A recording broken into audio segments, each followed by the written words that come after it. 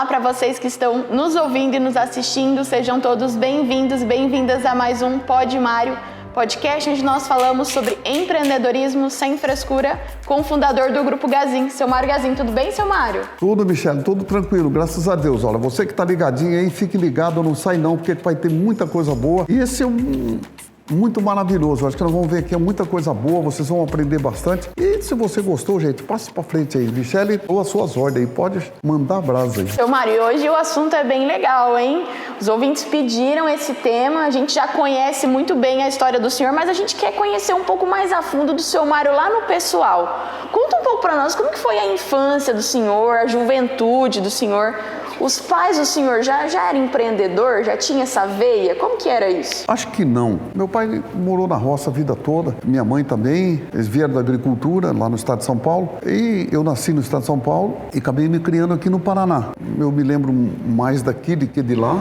Então, lembro muito pouco de lá. Eu cheguei aqui, eu tinha 5 anos, mas eu já ia para a roça de muito jovem. Eu tinha um companheiro que era muito bom, que era meu avô, o seu José. Esse era uma pessoa fantástica e uma pessoa assim que me ajudou bastante, talvez, aí, né, no conhecimento. Ele me salvava de vez em quando de apanhar do pai, né? O pai era bastante duro. Eu tenho que agradecer muito isso, porque quem trabalha com alguém que não é duro, difícil aprende, né? Vai aprender muito pouco. Eu aprendi muito com eles, porque eles eram bastante difícil, então eu acho que eu aprendi bastante. Como empreendedor, eu não posso falar nessa época, mas quando eu vim para a cidade, aí em Cidade Gaúcha, aí já o mundo já é um pouco diferente, mas lá na roça eu trabalhei com meu pai, aí até os 10 anos, acho que foi. Até os 10 anos fiquei junto com meu pai. Nós trabalhávamos muito, nós não tinha na época o sábado. Não era como hoje que não trabalha, aquele tempo tinha que trabalhar na roça. O domingo, muitas vezes também trabalhava, mas não era todo domingo. Quando não tinha, e era a época da laranja, eu ia vender laranja na rodovia. Eu vendia manga, eu vendia limão. Aquele tempo não tinha suco, nós vendia limonada. Você fazia uma limonada dentro de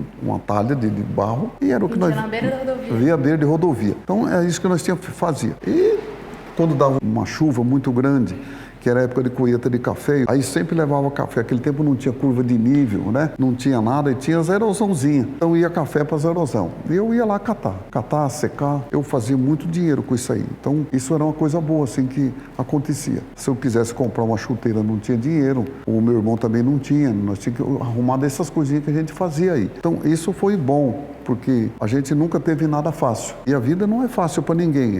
Hoje nós estamos vivendo um mundo um pouco diferente. Não vou dizer que lá no passado estava certo ou errado. Era um mundo que nós vivíamos, era aquele. Hoje o mundo é um pouco diferente. Aí depois eu vim para Cidade Gaúcha, e Cidade Gaúcha é um pouco diferente. Aí eu também não arrumei, nunca pedi para o meu pai arrumar um emprego para mim. Fui eu mesmo que arrumei o primeiro emprego. Um dia eu saí na rua e recém-chegar na cidade, isso uns 3, 4 dias que estava na cidade, tinha arrumado a mudança. Meu pai tinha um sítio nessa época, um sítiozinho, e aí eu fui na rua, né? Porque diz meu pai, homem não pode ficar em casa parado. Eu tinha na época 11 anos, não tinha nem 11 anos, não, acho que era mais ou menos, tinha 10 para 11 anos. Aí eu passei em frente fui andando aqui, andando ali, eu nunca pensei, minha ideia era trabalhar num bar, sorveteria, né? Mais ou menos isso era o que eu pensava, mas eu passei em frente a uma sapataria, vi lá 4 senhores fazendo sapato, consertando arreio. Aí eu perguntei, vocês não têm um serviço para mim? Não precisa me pagar nada, eu não posso ficar em casa. Desse jeito, mas já...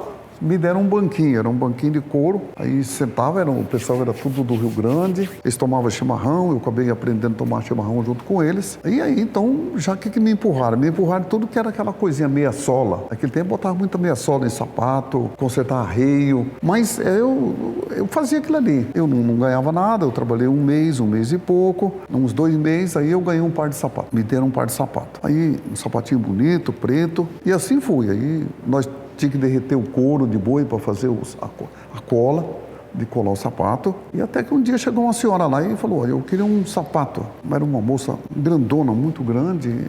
O sapato dela, eu acho que estava mais ou menos na época, um 43 ou 44. O pé dela era bruto. Aí todo mundo falou, não, aqui nós não faz sapato de mulher, porque a forma não tem forma para sapato de mulher. Aí eu, de longe, falei, não, eu faço. Os caras falaram, mas guri, mas como você faz? Aí eu não tem forma. Aí media, eu via de vez em quando eles mediam o pé de homem, daí eu fui lá medir o carcanhar, porque a mulher tem um carcanhar mais estreito do que o nosso. Media o pé, a palma do pé ali embaixo, mais estreita do que o de homem. Fui lá, achei uma forma, eu me lembro, não me lembro se era 43, 44, achei uma forma velha, que não usavam mais, e eu medi, ela era bem maior, né, porque era forma para homem, era bem maior, tanto no carcanhar como na frente. E eu falei, bom, aqui eu vou meter esse trem na lixa, vou lixar, vou fazer o mesmo tamanho da menina. E disse que tinha que ter um saltinho, eu falei, o salto não é problema, é só botar couro, né, nós faz o salto, não tem problema nenhum. E olha, gente, costurar a forma, eu não sabia cortar, é eles que cortavam, e costurar eu já sabia costurar. Então já ia na máquina e costurava, era uma máquina Vigorelli na época, né, que costurava. Depois veio uma Singe, mas era tudo uma máquina comum, e nós costurávamos o courinho nela ali. Eu só adaptava ela alguma coisa a mais para ela aguentar um pouco mais. Nesse tempo, gaúcha não tinha energia, era tudo na mão. Aí, de noite, era na lamparina. E aí eu falei, tem que meter a máquina nele. Lixei a forma, fiz o mesmo tamanho. Eu sei que no segundo dia eu fiz o sapato. Fiz o sapato, tinha que ser cor preta, não podia ser outra cor, porque nós não tinha como fazer. A cor era preto ou marrom. Então era preto. Quando ela veio buscar, ela calçou, sentou, ficou maravilhoso. Aí ela perguntou quanto era, eu falei, é com os senhores aí. Aí cobraram o sapato dela e ela me deu uma groja. Desse dia em diante eu não botei mais meia sola. Foi minha salvação. Porque aí acabou minha sola. O sapateiro mais velho foi para meia sola e eu fui fazer essa botina daí para frente. Virei sapateiro. Desse dia em diante foi meu final de chulé. Nunca mais vi um chulézinho daí para frente. Aí o concerto ficou para os outros, concerto de arreio, e eu fui e virei sapateiro. Então era prego na boca e o martelo veio comendo o dia inteiro. Né? E aí esse senhor que costurava as formas, nós só fazíamos a botina. Fazia sapato, eu chamo sapatão, bota e sapato. Só o que fazia, de homem. E aí foi. Um dia também, aí o patrão acho que já começou, e eu também não recebia nada em troca. O que ele me dava daí? Começou a me dar uma botina ou um sapato por mês. Então, eu já vendia uma botina fora. Eu já tinha o meu dinheirinho, ele já estava para fazer. E um dia, ele não deixava eu ir embora para almoçar em casa, porque era longe, e todo ia almoçar, para mim ficar na frente, ele me dava um dinheiro para mim comprar comer um sanduíche e um guaraná ou uma sodinha. Todo dia dava um dinheirinho para mim. Aí eu cheguei na padaria lá que eu ia comer, tava a senhora, eu falei, a senhora não está precisando de um padeiro? Porque eu só tenho serviço durante o dia, de noite eu não tenho. Eu não ia na escola, não. Aí, batata. Tem. Eu falei, pode começar hoje? Pode. E o senhor sabia fazer pão? Eu lá, nunca tinha visto fazer pão, mas eu queria aprender. E aí, fui. Cheguei, eu já não ganhava nada lá, fui trabalhar de graça de novo. Mas cheguei lá, a senhora era muito boa, né? Dona Nícia, uma pessoa fantástica, que marcou na história. Eu não fui funcionário dela, porque eu fazia bico. Aí, o tio padeiro e me botou. Eu tinha que botar 2 caixas de cerveja de madeira, subir em cima para rodar o cilindro. E aí eu tinha que rodar o cilindro, eu era magrinho, rodava o cilindro, o padeiro enfiar a massa.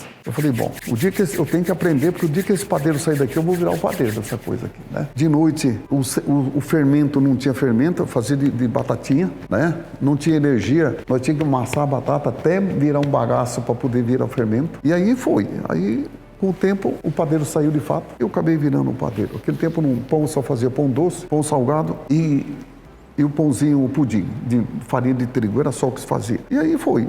Daí para frente, essa senhora me arrumou um serviço com o filho dela, trabalhar numa loja de imóveis, onde essa loja que é a Gazinho hoje. E aí eu fui trabalhar e eu comecei a ganhar, então aí passou a ser melhor. Hoje, eu fico triste quando eu vejo, por exemplo, os pais ter que procurar serviço para os filhos. Aí as vô, olha, eu preciso que o senhor me arrume um serviço para o meu neto. Olha, gente, todos que me perguntou até hoje, eu não dou serviço, não. A pessoa não tem coragem de pedir serviço, também não tem coragem de trabalhar, né? Então, eu falo que é duro, difícil. Eu não pedi serviço para ninguém, eu sempre arrumei. Tive poucos patrão. Na verdade, patrão do sapateiro eu não conto, mas que me pagaram. Eu tive o filho da mulher da padaria, o seu Celi, e depois tive o seu Sebastião Rubira, que era dos Munhóis. Então, esse era o que eu tive ali. Aprendi muito com eles. Esse Celi, eu aprendi muito a ganhar dinheiro com ele. Ele sabia ganhar dinheiro.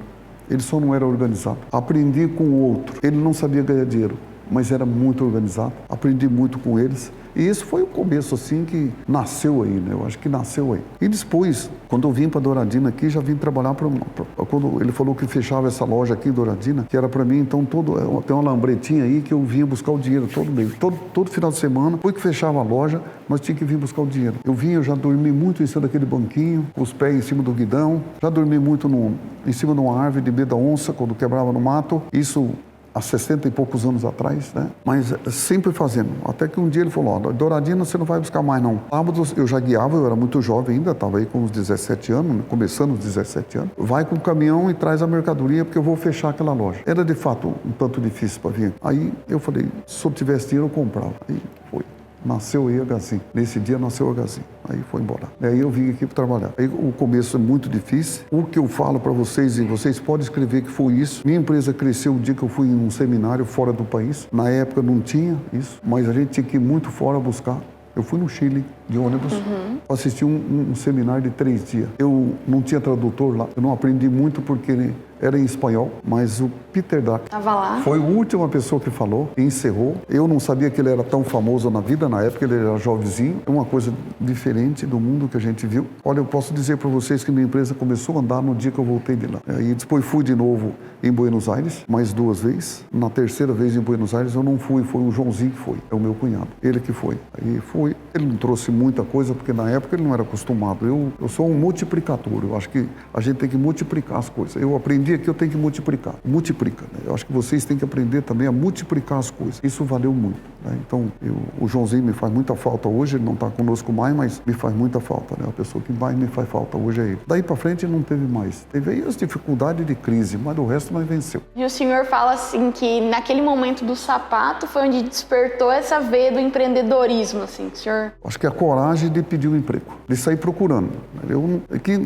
Minha vontade era, como eu falei, de trabalhar num bar, assim, né? Que tivesse gente. E, de repente, eu vi os homens lá fazendo sapato e uma porta aberta assim, e os 4 trabalhando ali, e pof, eles enchiam a boca de prego e só ficava saindo prego de um canto assim, e os caras só aqui, né? Não, desse lado aqui, prego desse lado. Com a língua você vai separando os pregos. E aí eu falei, puta merda, olhei bem. Eu falei, vocês não estão precisando de alguém para ajudar? E se me der serviço, eu trabalho de graça, porque eu preciso aprender. Pronto. Daquela hora em diante, eu estava empregado. E hoje nós estamos vivendo, gente, um mundo muito mais fácil, um mundo bastante volátil, um mundo que ensina mais. Só que o que eu vejo hoje é que as pessoas não têm mais tempo de ensinar o outro tanto como era no passado.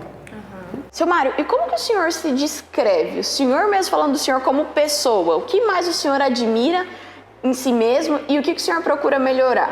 Isso é difícil, hein? É difícil, porque o que eu admiro em mim mesmo, sei lá, ser honesto, né? Direito, e faz erro, comete erros, né? E sabe perdoar. Aí eu sei perdoar, eu acho que passo já por muita dificuldade, mas sei perdoar, não sei dormir com raiva. É difícil dormir com raiva de alguém, muito difícil mesmo. Acho que eu não lembro de ter dormido um dia com raiva. Eu até xingo durante o dia, mas a hora que eu chego em casa, eu largo ele lá debaixo de um pé de jabuticaba que tem lá e largo lá. Largo um problema, de manhã eu cato ele embora. Então, eu acho que isso foi uma coisa assim boa que eu fiz. E do mais, o que foi a outra coisa que você perguntou? Como o senhor se descreve como pessoa, assim, o senhor falando de você? E de mim é isso, né? Eu não sei condenar ninguém, até que condena, na hora a gente condena, mas depois a gente passa e não fica com raiva de ninguém. E a confiança que a pessoa deposita em mim, eu acho que com toda certeza deu muito valor a isso e tem tido muito respeito por essa confiança que tem recebido da população e das pessoas, né? Porque confiar em mim mesmo não é fácil. O duro é que os outros confiarem em mim, né? E isso que é uma coisa assim que é bastante interessante e que é bom também, né? Eu acho que é bom. E cada dia que eu recebo, de vez em quando eu recebo aí um troféu, um presente, prêmio, né? Um prêmio, né? E eu falo assim, puxa vida, isso vai fazer com que eu tenha que dar mais exemplo, né? Mais exemplo. Então isso faz com que a gente todo dia está criando mais uma coisa assim para amarrar a vida da gente. E o senhor está sempre procurando alguma coisa para melhorar, assim, de novo, aprendendo? O senhor gosta muito de aprender, de ir nos lugares buscar coisa nova, ainda continua assim, né, seu Mário? Estou ficando velho, mas ainda continua, né? A gente nunca chega no fim. Por mais bom que a gente seja, ainda podemos melhorar. E eu acho assim também, quando a coisa tá boa mesmo, gente, põe na cabeça, mas pode melhorar. Ainda tem espaço para melhorar. Eu tenho aquela placa que eu tenho lá em frente ao escritório, né, no dia 18 de janeiro, não lembro mais o ano aqui, do Turco lá do Nova York, né? Eu vi tudo aquilo que aquele homem faz, eu falei, puxa vida, eu tenho que fazer isso um dia, né? Ele é bem melhor do que eu, bem melhor. Então eu tenho espaço para melhorar ainda. Tem coisa que a gente pode fazer ainda que dá espaço para melhorar. Seu Mário, já que o senhor falou da Gazin, como que o senhor define a cultura da empresa? O senhor foi até nessa outra, visita várias empresas. Como o senhor define a cultura da empresa e os valores que são essenciais para o sucesso? Nessa parte a Gazin é bom. Né? Nessa parte eu digo que A cultura, ela foi criada, e todo mundo vai perguntar, mas puxa vida, eu tenho uma empresa, eu vou criar a cultura dela aqui. Não. Gente, cultura a gente não compra. Nem copia. Nem copia. E nem aluga, você constrói. Eu acho que esse é bom, eu escrevi um livro sobre a cultura e esse vale a pena, assim, porque tem fundamento, assim, né? Tem muito fundamento mesmo nas coisas. Você tem que ir criando um pouquinho hoje, um pouquinho. E o mais que você não cria sozinho. Eu dependo do SEI, né? Eu dependo do outro, eu dependo de um monte de gente. Cada um vai pôr a cultura dele. E aí nós vai aumentando, né? Vai aumentando, é uma corrente, assim, né? Você vai aumentando mais um gominho hoje, um gominho amanhã e vai indo assim para frente, né? A cultura é uma coisa bastante interessante. Não tem aluguel de cultura. Você não consegue alugar, não consegue comprar, não consegue pedir emprestado. Cada um tem que construir a sua cultura. E cultura não é de um dia para o outro que a gente faz. Muitas vezes aí, tem jovens aí que conseguem fazer até alguma coisa, mas tem que provar, né? Eu me lembro aí há uns par de anos atrás, do startup, lembra desse nome, né? E criava um startup. Unicórnio. Isso. Tava aí daqui uns dias, tava indo bem, rapaz, daí a pouco o cara vendia. Isso não é cultura. Não é cultura. Ele vendeu um pedaço dele. Ele criava outra coisa, isso ele trabalhava por dinheiro. Não era para uma vida sadia, propósito, uma coisa que ele tinha um projeto, uma meta, né? Então não era muito. Isso eu vi muito acontecer isso nas startups do Brasil. Seu Mário, depois de contar essa história aí de paixão, de superação, desde sempre, desde jovem, qual que é a mensagem que o senhor deixa para os nossos ouvintes sobre essa realização de sonhos? Está sempre em busca de algo melhor. Eu até não acreditava muito em sonho, eu acreditava em projeto, né? Mas hoje eu já estou achando que tem mesmo. Gente, não fica esperando você ficar muito velho para arrumar ganhar dinheiro, não. Aproveita ganhar dinheiro enquanto há tempo, porque o Brasil tem uma concorrência desonesta aí. Não, desonesta não, mas tem uma concorrência muito grande, porque o país ainda é um país que tem uma gestação de família muito grande. Então, tem jovem aí. E hoje uma pessoa com 45, 46 anos já começa a ficar ruim de arrumar um emprego. Então o jovem hoje está no caminho certo. Falta vocês botar a mão na massa. Mexer o doce, né? Mexer o doce. Eu acho que isso é bom. Um beijo para vocês, olha, muito sucesso e fica ligadinho aí, porque tem outros Podmário aí com toda certeza. Se você gostou, mande para os outros, repasse, fale que estava bom. Se tiver ruim, mande para nós aqui e nós vamos corrigir. Um beijo a todos vocês e até outro dia. Até a próxima.